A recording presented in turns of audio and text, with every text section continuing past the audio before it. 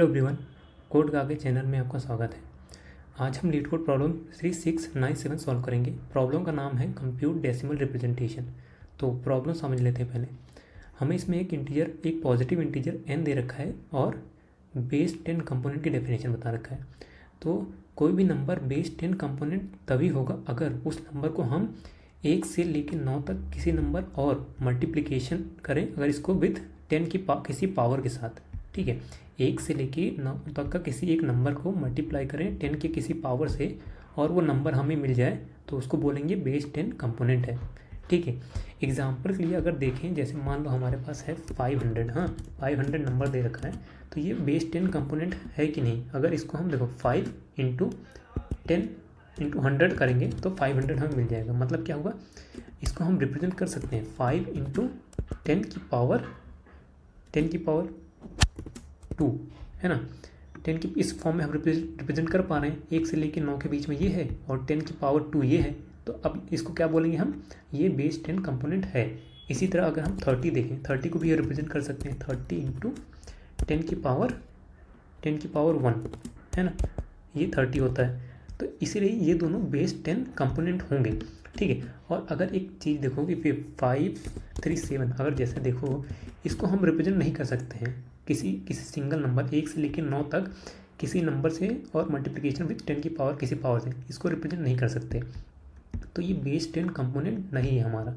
ठीक है, और हमें इसमें क्वेश्चन में करना क्या है, ये तो था बेस 10 कंपोनेंट क्या होता है। ठीक है, और हमें इंटीजर ये जो n दे रखा है, हमें इसे बेस 10 कंपोनेंट के किसी सम के फॉर्म में, मतलब एक एरे के फॉर्म में रिप्रेजेंट करना है ये जो बेस 10 कंपोनेंट्स हैं इसको।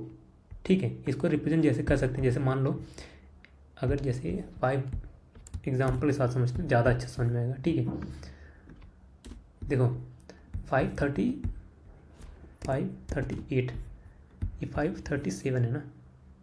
ठीक है, 537 दे रखा है।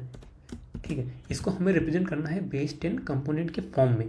ठीक है, तो इसको कैसे करेंगे, इसको हमें करना है, हम स्टार्टिंग में यहाँ से हम ट्रेवर्स करना शुरू करेंगे।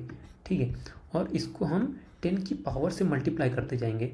लास्ट डिजिट से स्टार्ट करेंगे और 10 की पावर से मल्टीप्लाई करते जाएंगे। स्टार्टिंग में हम 10 की पावर 0 मतलब 1 है, इससे स्टार्ट करेंगे। ठीक है, सबसे पहले क्या करेंगे, सबसे लास्ट डिजिट को लेंगे, इसको मल्टीप्लाई करेंगे 1 से। ठीक है, तो क्या आ जाएगा, 7 आ जाएगा। फिर अगला डिजिट क्या है, 3 इंटू ये इसको 1 था, अब इसको हम 10 बना देंगे। ठीक है, अगले वाले को 10, क्योंकि देखो 0 ये 1 प्लेस था, इसको 1 से मल्टीप्लाई किए, ये 10 प्लेस है, इसको 10 से मल्टीप्लाई करेंगे 10, ये हो जाएगा 30। सिमिलरली 5 आया, ये 100 प्लेस पे है, तो इसको 10 की पावर 2 मतलब 100 से मल्टीप्लाई करेंगे, 500 हो गया। ठीक है, और एट दी एंड हमें इसको डिक्रीजिंग ऑर्डर में इसी चीज़ को, जो हमारा जो रिजल्ट आया है 500, 30 और 7, इसी को हमें रिटर्न करना है डिक्रीजिंग ऑर्डर में।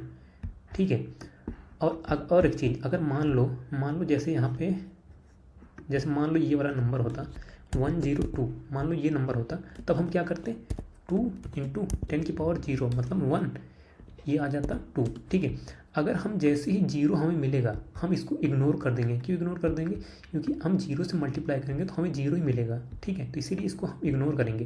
तो अगला क्या है, 1 को मल्टीप्लाई करेंगे किससे, 100 से, तो क्या हो जाएगा, 100 हो जाएगा। तो हमारा आंसर क्या होगा इसमें, 100 और 2, ये होगा हमारा आंसर। ठीक है, ये 0 वाला इग्नोर करना होगा, यही आंसर था इस केस में। देखो 100 और 2। ठीक है, तो आप समझ ही गए होंगे तो हमें करना क्या है। देखो हमें लास्ट डिजिट से स्टार्ट करना है और हर डिजिट के पास जाना है और 10 की पावर से मल्टीप्लाई करना है। ये 1 प्लेस है 10 की पावर 0 से, ये 10 प्लेस है 10 की पावर 1 से। ठीक है, इसी तरीके से हमें मल्टीप्लाई करते जाना है और अपने एरे में स्टोर करते जाना है और एट दी एंड उसको रिवर्स कर देना है। ठीक है, तो चलो इसी को कोड करते हैं। देखो सबसे पहले तो हम अपना जो रिज़ल्ट है उसको ले लेते हैं। ठीक है, रिज़ल्ट न्यू एरे लिस्ट। ठीक है, और हम ये जो प्लेस करके हैं इसको एक ले लेते हैं, इसको बार बार 10 से मल्टीप्लाई करते जाएंगे ताकि ये 10 की पावर 0, अभी ये स्टार्टिंग में क्या है, ये 10 की पावर स्टार्टिंग में 0 है। ठीक है, तो अब हम क्या करेंगे, वाइल जब तक हमारा n ग्रेटर देन 0 है तब तक हम सारे डिजिट को लास्ट से लेते जाएंगे ना। Digit n modulus 10। ठीक है, अगर हमारा डिजिट नॉट इक्वल टू 0 है, क्योंकि 0 को हमें इग्नोर करना है, ठीक है, तो हम अपने रिजल्ट में इसको ऐड कर देंगे, डिजिट इनटू अपना जो प्लेस है इससे मल्टीप्लाई करके ऐड करते जाएंगे। ठीक है, और n को हम बार बार डिवाइड भी करते जाएंगे, n/10 करते जाएंगे। ठीक है, और जो हमारा प्लेस है इसको भी तो मल्टीप्लाई करना पड़ेगा 10 से मल्टीप्लाई करते जाएंगे। ठीक है, और एट द एंड हमें रिटर्न करना है क्या,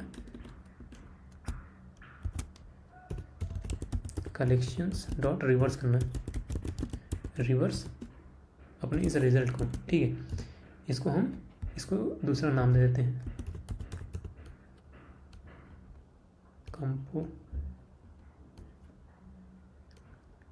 कंपोनेंट दे देते हैं इसको नाम। ठीक है, कंपोनेंट्स, ताकि क्योंकि हमें रिजल्ट जो है एरे रिटर्न करना है ना, तो इसलिए वो तो एक एरे क्रिएट करेंगे रिजल्ट। ठीक है, न्यू इंटीजर होगा कंपोनेंट डॉट साइज का। ठीक है, और हम अपने कंपोनेंट को ट्रांसफर करेंगे और रिजल्ट में स्टोर करते जाएंगे, तो 0 smaller than component dot size. ठीक है, i प्लस प्लस करते जाएंगे और रिजल्ट ऑफ i में component dot gate of i करते जाएंगे। ठीक है, और एट द एंड हमें अपने रिजल्ट को रिटर्न करना है। रन करके देखते हैं,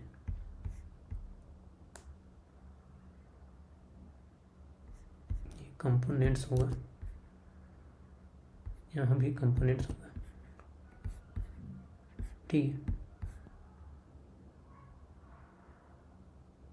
सबमिट करते हैं।